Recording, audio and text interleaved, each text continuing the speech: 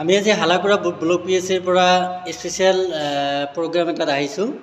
CWSN বুলি child with special need বুলি এটা প্ৰগ্ৰামত আমাৰ এডুকেশ্যন ডিপাৰ্টমেণ্টে মাতিছে ইয়াত আহি পেলাই আমি স্বাস্থ্য পৰীক্ষাখিনি কৰিলোঁ যিখিনি বাচ্চা অসুবিধা আছিলে লগতে আমি এটা মানে আন্দোলন কাৰ্যসূচী এটা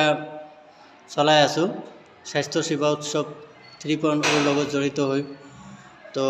আমি কলাবেশ কৰিছোঁ আজি বিশেষ কিবা কাৰণত আমাৰ কাৰণটো অলপ ব্যাখ্যা কৰিব আমাৰ ফাৰ্মাচিষ্ট ডাঙৰীয়া হাছানুৰ সৰকাৰ কওকচোন কি কাৰণত আপোনালোকে আজি কলাবেশটো পিন্ধিছে যে আমি 2008 পৰা NHMত চাকৰি কৰি আছোঁ কিন্তু আমাৰ বৰ্তমানৰ মুখ্যমন্ত্ৰী ছাৰ আগতে হেলথ মিনিষ্টাৰ আছিল তেতিয়াই কৈছিলে যে আমাৰ মানে ৰেগুলাৰৰ নিচিনা কৰি আমাক 7 পে কমিশ্যনত মানে 7 পে ইয়ৰ যিটো চেলাৰী হ'ব লাগে এইটো দিব কিন্তু আজিলৈকে এইটো দিয়া নাই আমি বহুত কম দৰমহাত মানে বহুত বেছি কাম কৰি আছোঁ আজি আমাৰ যিবিলাক লগৰ ৰেগুলাৰ চাকৰি কৰি আছোঁ তেওঁলোকৰ মানে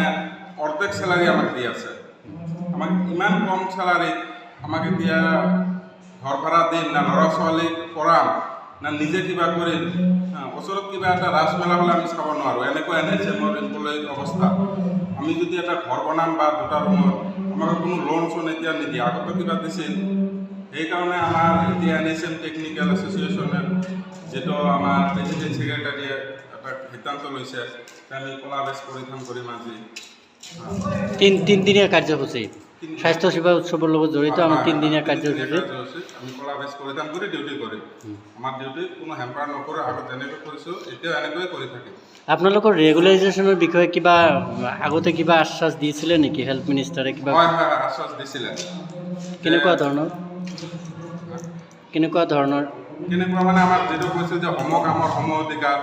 আমাৰ যেনেকৈ সৰ্বশিক্ষাৰ টিচাৰবিলাকৰ টেটৰ টিচাৰবিলাকৰ